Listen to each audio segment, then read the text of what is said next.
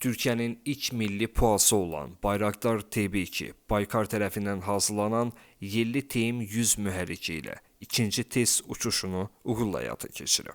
Bu barədə Baykar şirkəti məlumat yayıb.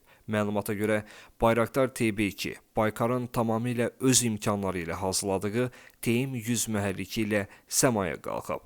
Bu mühərrik ilə ikinci dəfə uçuş edən milli PUA testi uğurla başa vurub.